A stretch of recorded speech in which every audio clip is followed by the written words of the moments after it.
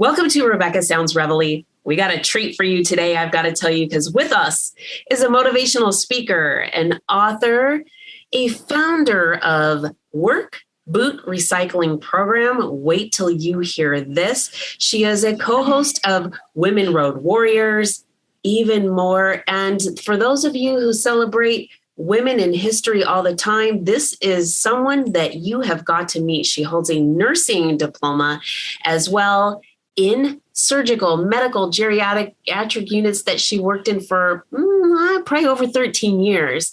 She also holds a certificate in occupational health and safety and has worked full-time, wait for it, as a heavy equipment operator in Northern Alberta, Canada. There is so much to this woman. You think that someone could be just packed with, wait, she's explosive. You're going to see, because when you hear how skilled she is at driving the type of trucks that she does, and I'm going to minimize it right now, Caterpillar truck, a liter water truck, 24, a grader, should we like excavate? I mean, I can think of the trucks that I know of or the equipment, but just wait. This is going to blow your mind, because she, in this small package, is, like I said, explosive. She has proven herself by driving absolutely the biggest equipment in the world. And welcome to the show, Kathy Tuccaro. Hi. That was absolutely wonderful. I've got to tell you, I'm excited because you and I share so many commonalities. Yeah. And it is just extraordinary to get the information out and say, look, what's behind this package and what I can do. And boy, you are just doing it. You've been doing it for a long time. Yeah. And all the way around, you're also service oriented. Tell me how you got started doing what you're doing. Oh my God, it's such a story. That's why I wrote a book. When I was nursing, yes, that book, there you go. I got to make sure there's no glare here. Yeah, that's the truck that I drive. I literally drive. She didn't mention it, but I drive the biggest truck in the world, the biggest equipment in the world. And it is not just your regular, 18-wheel flat deck, heavy hauler, or road. But no, I drive a truck the size of a house, as you saw in my book. But I mean, I've been doing this for 9 years, but before that, 10 years ago, I was drunk and homeless on the streets. I ended up losing my nursing career. I had lost everything I owned. Even my 16-year-old daughter wouldn't talk to me. I had slashed my arm. I don't know if you can see it. I had big slashes, gauges. I don't remember doing it. I was drunk. I was a wicked alcoholic. I couldn't function. And the reason I ended up drunk and homeless and losing my wonderful nursing career is because I had never spoken of childhood trauma. I mean, I was molested as a child. I was raped at 14, 15, I was attacked, 18, I was drugged and raped by a photographer in Miami. I was gang raped at 19, like just all these things, but no one had ever, even my own mother didn't know. Like I couldn't voice it. I couldn't talk about it. And so even though, like, the way I used to say is that it was a wound, just like I was caring for wounds in nursing, right? Where you see the physical wounds, but our trauma is inside. So it's still a wound. And what happens when you don't take care of wounds? They become infected, right? And the infection can go septic and toxic. But the way the inner wounds become septic, it affects your mind. It affects the way you think. It affects your self-esteem. It gives you addiction. It gives you, all sorts of like depression and anxiety and eating disorders, anything. So the reason I lost my nursing career was because I didn't tend to those inner wounds, right? I pretended that everything was fine.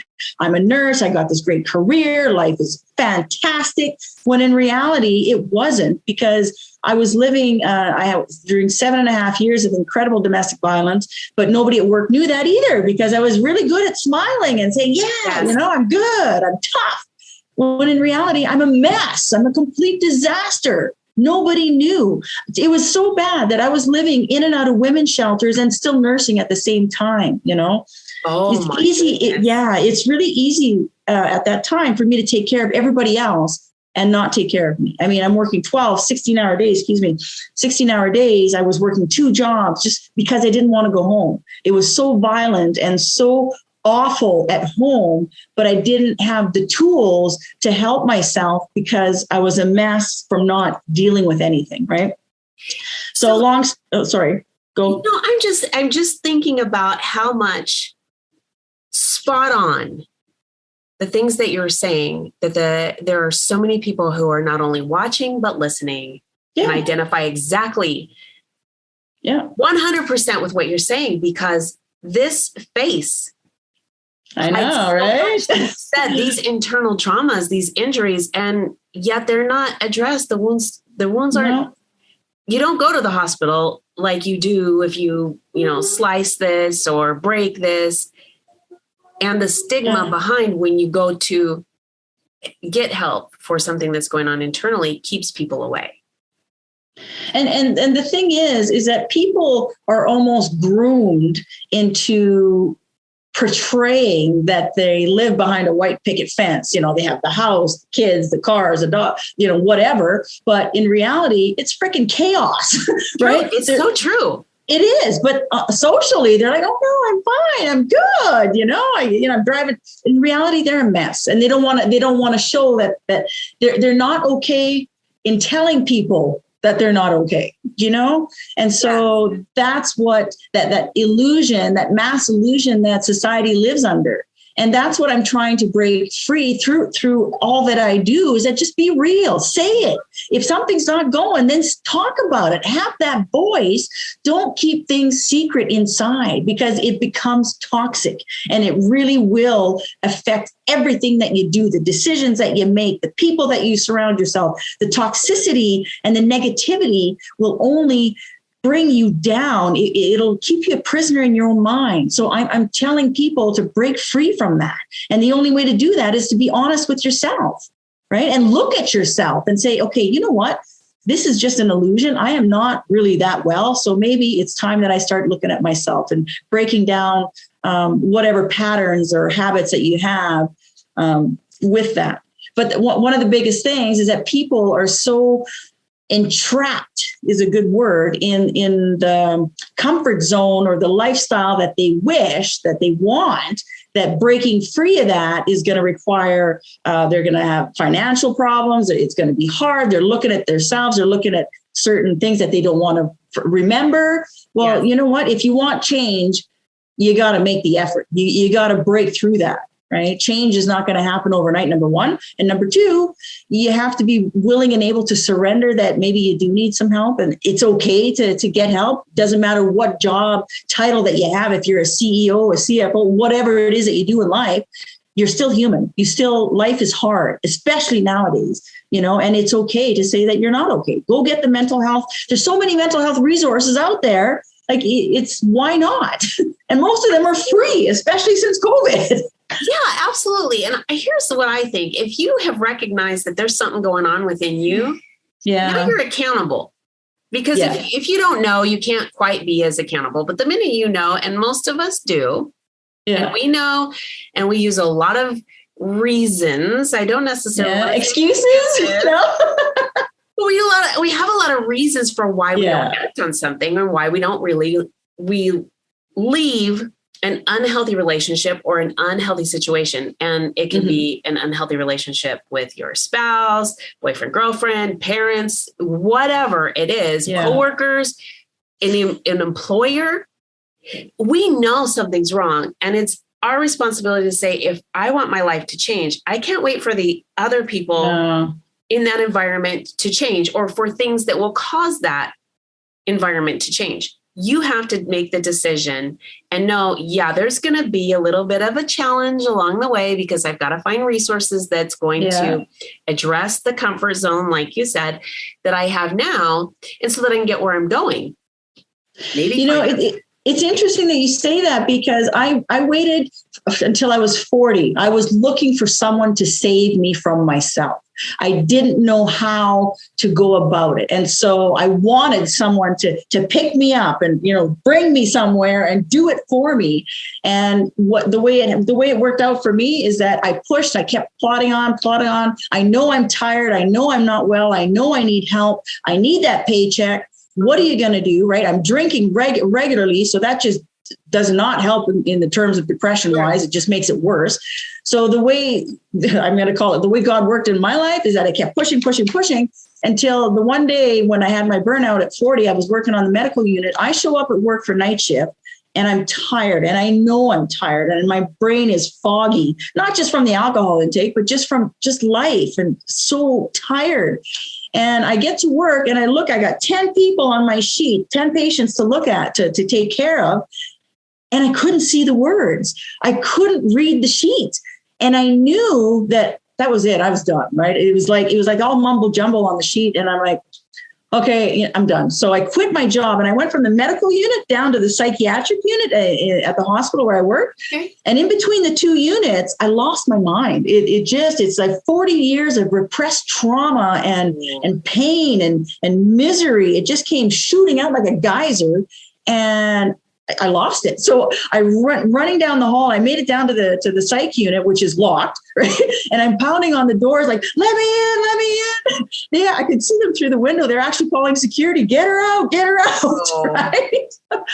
So I had two security guards drag me down the hall, down to a emergency. It was like a padded room so I wouldn't hurt myself. But it was there. That was the first time that I spoke to a psychiatric doctor about things. I'd never spoken to anybody about anything. And it was there that I finally opened up. He was so kind. And I thought for sure that he was going to stamp me on the forehead, label me as bipolar, multiple personality, whatever. Give me some happy pills, lock me up for 72 hours for an assessment, right? And then tell me that there was something wrong with me. So at the end, when I say, okay, well, after 2 hours of talking, I said, so are we going? He says, go where? And I said, aren't you going to lock me up and give me some happy pills? And he puts his glasses down and he says, oh no, my dear. He says, there's no amount of pills in the world that is going to fix you. I'm like, what? What? After all that I told you? And he says, number one, you need to quit drinking alcohol. He says, number two, he says, I've been taking notes. He shows me the list. He says, did you see how much is on this list? He says, you need to address this. Pills don't fix this. You need to fix this. That was like a thunderbolt in my life. I couldn't believe it. And I went to a 21 treatment place for alcohol. And it was there that I realized that the alcohol was so not the problem, that it was everything on that page. Mm-hmm. But let me tell you, that was in 2008. And it took until 2011 when I ended up homeless on the streets. Change, like I said earlier, change does not happen overnight. Even though I know I have a problem, I know what needs to be fixed. There's a lot of layers, a lot of pain. So you can only chip a little bit at a time. So it took a long time. And even now, that was like how many years ago? We're 2022. I'm still changing. I'm still growing. I'm still evolving. Right. And I'm using whatever happened, not as I use it as fuel now. I use it as my motivating factor to continue doing what I do to help others accomplish where they need to go. Right. Because I've lived it.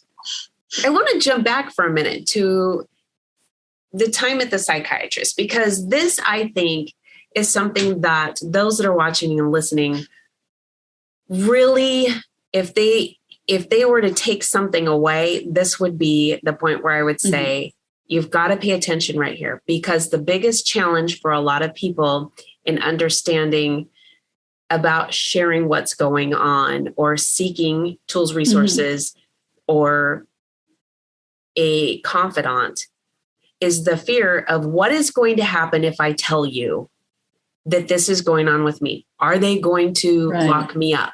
If that happens, I lose my job. Then I lose my kids. And there's this whole tumbling down a hill of something that probably won't happen. Because they're going to say, like what you shared, these are the things we need to address. Let's look here first. So I just wanted to go back to that, because this is really important for anybody out there that is listening, watching, knows somebody who's in a situation, even though they haven't said it, because oftentimes people can see right through us, even when we've got this big facade going. They'll say, I knew that was going on with you. I was just waiting for you to tell me.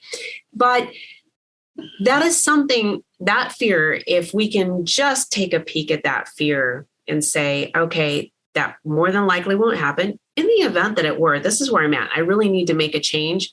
What would I do if? more than likely you're not going to need to use that if, but let's just say you were. So here you have done all this. You're sharing this with the audience. And I absolutely love it because you have so incredibly moved to do these massive things that you're doing now. Yeah. You know why?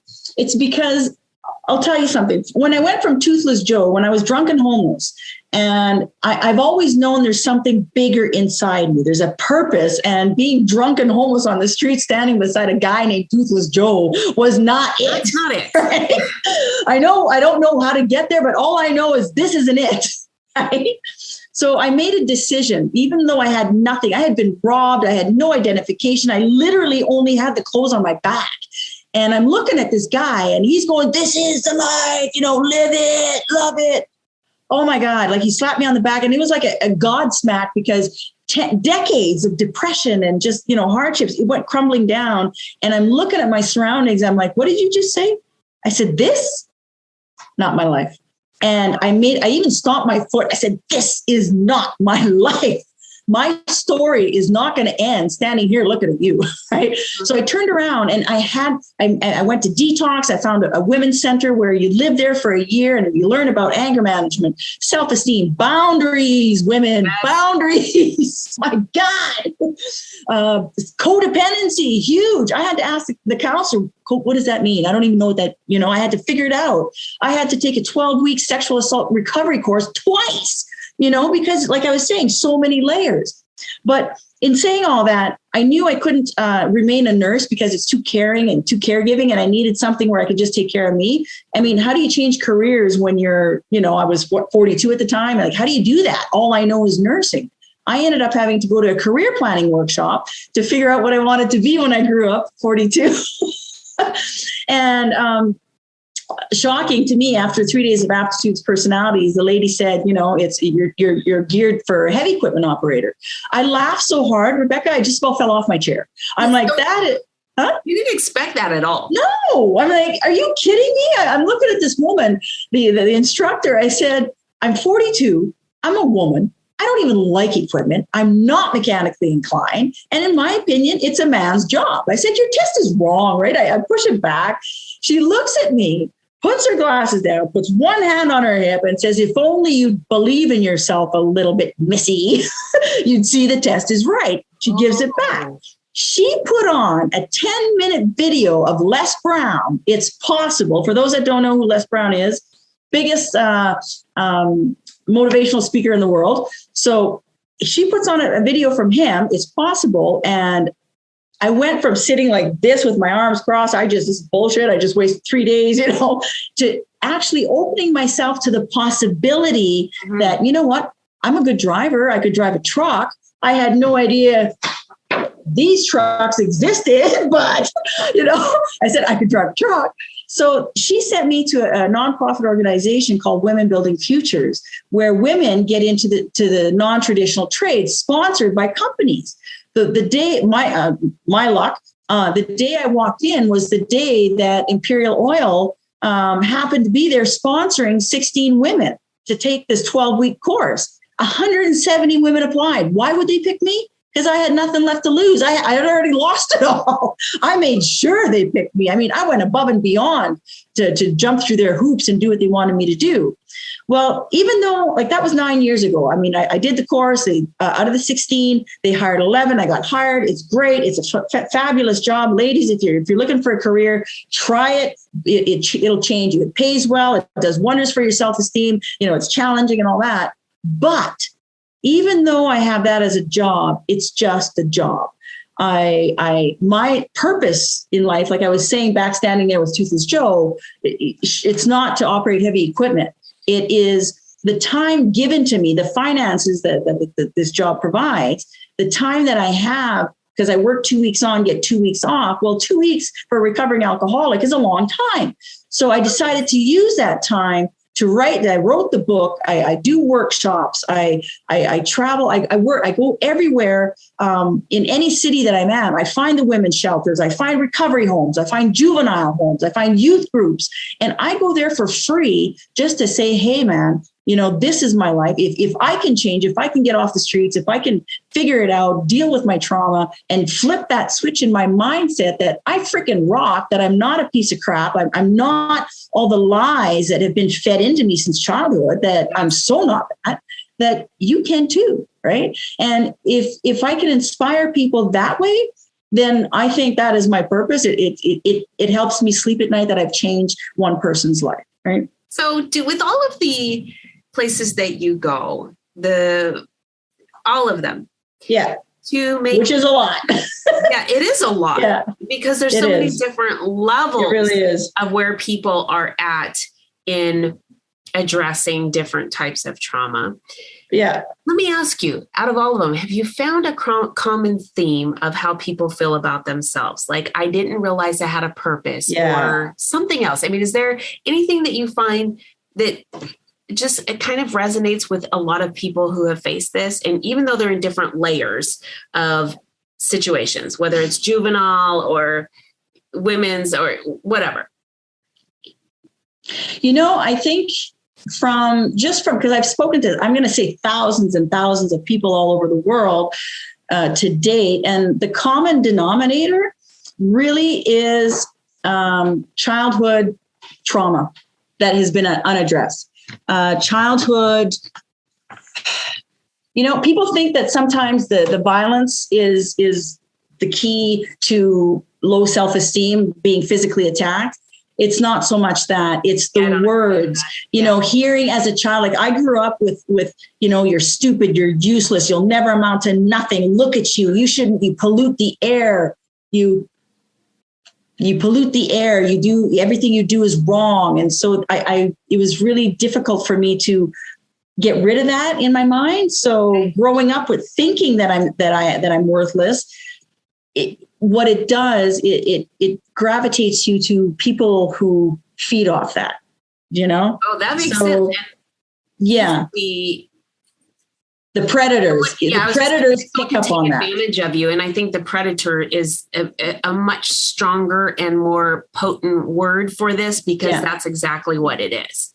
Yeah, it is. And that's why human trafficking is to the degree that it is, because of predators that are just seeking, they're scouring all the time, looking for that slight bit of vulnerability. And the thing is, most people that are in that situation growing up that way don't realize that they're in a vulnerable state. They don't know any difference. So why would there be a question that, why would I be a target? That there's a completely different understanding there. It's a whole web of lies that a person with low self-esteem will fall easily into. And I'm speaking that from not just my own experience, but from all these women, these youth.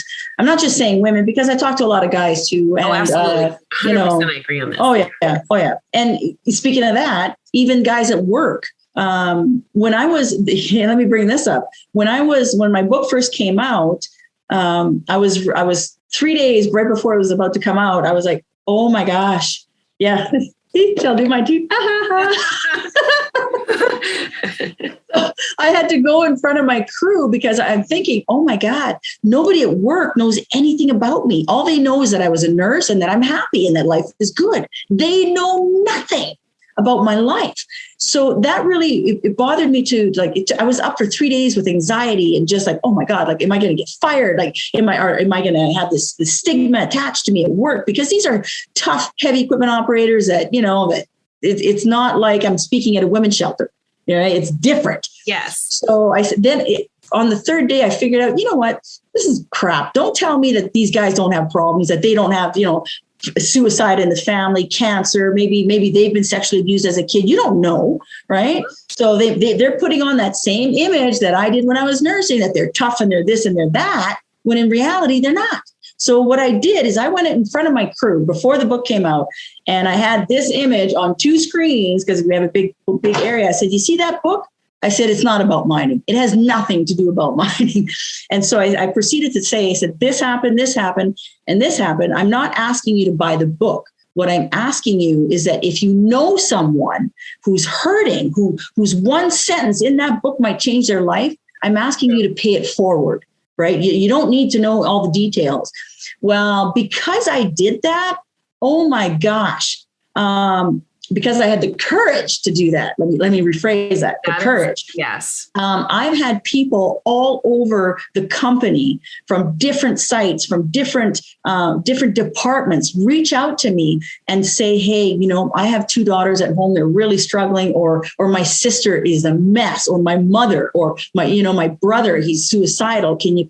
So it went from my coworkers saying, hey, how's the weather? What did you do on days off? Basic superficial bullshit, excuse my language, superficial stuff, to actually having conversations about real life issues, yes, not the superficial stuff. And it's changed everything at work. Like to this day, I still get these big tough guys saying, that you would never approach in a million years, say, hey, Kathy, I want to buy 2 of your books. And I'm like, wow.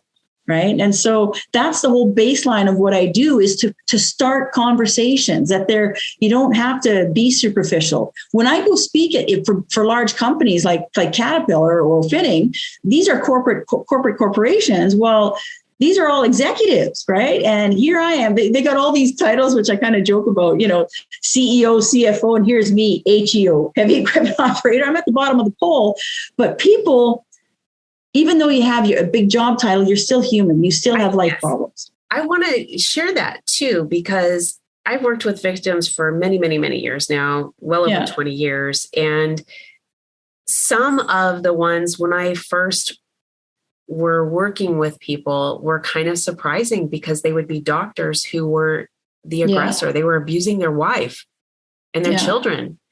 And we, I think, live in this misperception world. We misperceive our own selves, and we also misperceive others.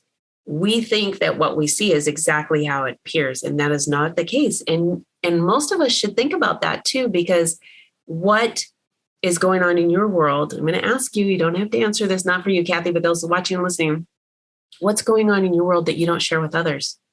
Exactly. Same thing with everybody else that you come on across. And why do I say that? Because we're all human. We're wired with emotions and the way that we have been brought up and all of the things that make us a human being. There's nothing wrong with that. But understand that that's okay to know that we have these things that we misinterpret.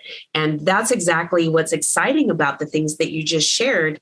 Executive level, they're saying, hey, Kathy, tell me what you got in there. And you said, it could be just one sentence. And really, truly, that essentially sometimes is all it takes, is one little phrase that creates a massive earthquake in someone's world, and they're on a new road.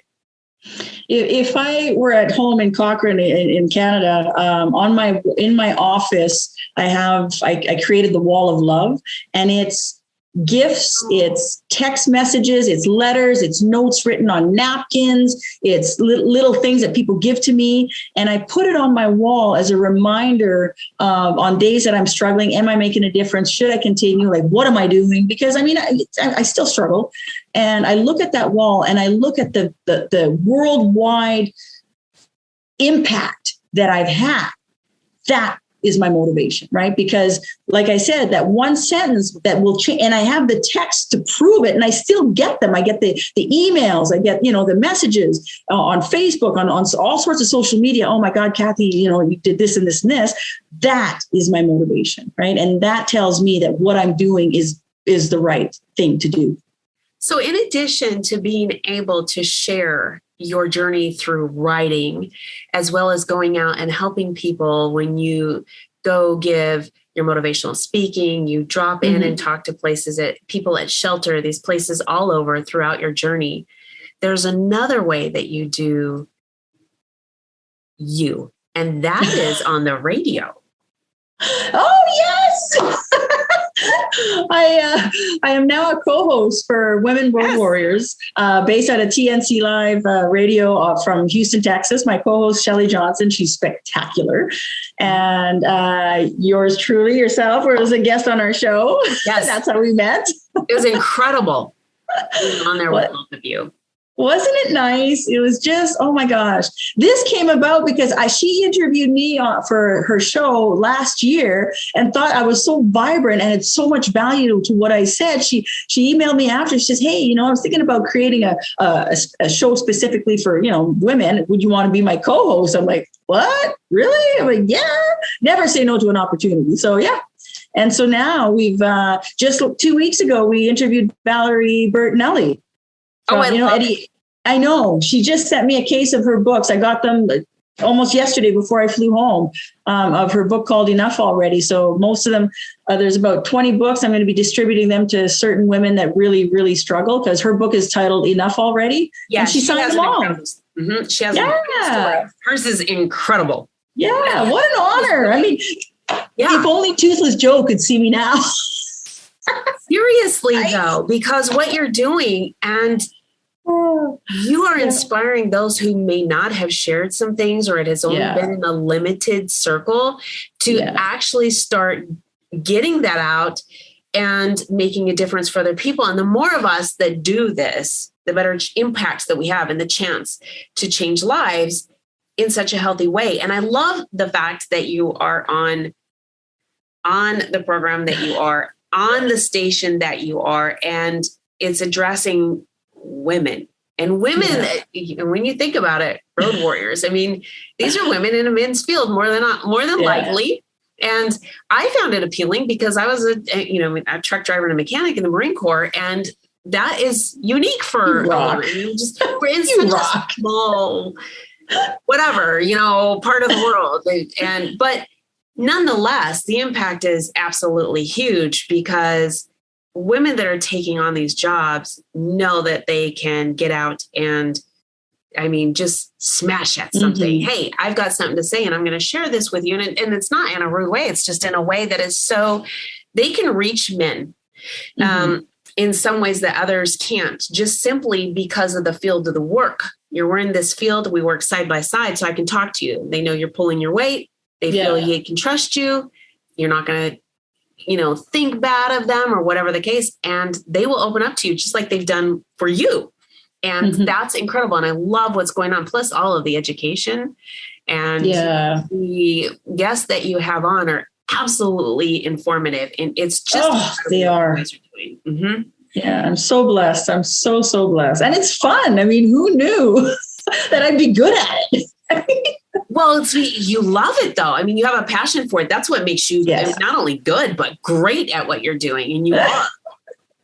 Oh, thank you. Thank you. Yeah, I love it. And the focus is great. I was hoping that you were right here in Texas because I know that the station is based here. And I was going to just drive on over there and be like, hey, guys, how's it going? Let me see that. Maybe I'm going to have to take a drive Kathy. And come see you.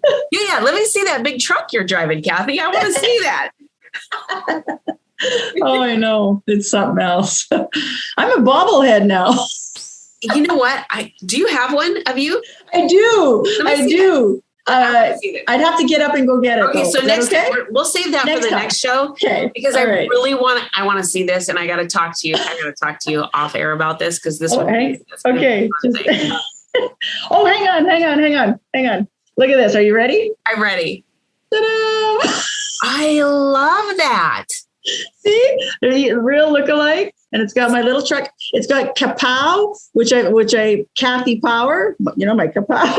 And these are big fists because in my workshops I have these giant Hulk fists. So yeah, this is my little bobblehead, my little cat truck. Those that are viewing and listening that want to check this out, can they purchase one? You know what? I just, I have an order of 500 of them. They're sitting in China. I have to get them here. So it's on the way. It'll be a few months, but maybe by the next time we talk, it'll be there. Put me down on reservation. Okay. Well, no, come on, right? It's only 500. Can you number it so that when it's a collector's item? Okay. Oh, that's a good idea. Yeah. That's a good idea. Okay. Sounds good. So I got to tell you, I'm really excited about all the things that you're going on. I think we've covered so much today that those that get a chance to, when it's rebroadcast or they go to one of the platforms where you can listen to it again. I am going to encourage people to listen to it again and really try and grasp the meat about the things that you have shared, because it's a lot. And oftentimes when we first listen to something, we have this thought, this thought, this thought. And then we think about that and we act on those things. But once we've kind of done that, if we go back and review, we're going to find even more things that will give us a bigger smorgasbord of things to choose from on how we want to do things and understand things. And I want the audience to connect with you, because I think not only through this, but the other things that you have going, which I don't want to share all of them. I mean, maybe you want to drop a hint before you share your links with everybody, because these are big things happening for you and they want to get on board, because I think that this is just an important way to change the trajectory of where someone's going. You're right. I am in the process of doing a major rebranding of what I do. And so I do have www.kmtuccaro.com, which is my regular website. But I've changed it to, it's in construction. You can go look at the site, but it's not quite ready. Designerminor.net is my new thing, because I'm creating an online course for 7 keys to designing your life after trauma. And it's going to be very beneficial to any type of trauma, anything that's gone on in your life, and just even for personal growth. Even if you say you haven't had trauma, there's still a lot of important and valuable information in that course that will enable you and assist you to take the next step in life. Because I mean, every different level that you want to achieve is going to require a different version of yourself. I couldn't be where I am today with the same mindset that I was 10 years ago, right? So that all the steps. So yeah, so designerminor.net, there's going to be a whole bunch of interesting stuff on there. And yeah, I moved to LA, California now, so I can I got a screenplay on the go, and that's all I'm going to say about that. We'll leave that one alone. Yeah, I mean, if you want change, you have to take the steps to get there. You cannot sit on the couch watching useless TV programs if you want anything in your life to happen. You have to turn that TV off, step away from your phone, and focus, right? Figure out what you want and make the commitment.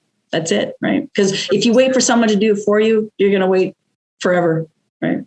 That is very, very true. And I think with that, I just want to share how much I appreciate you sharing the things that you have so far. Your journey is absolutely incredible.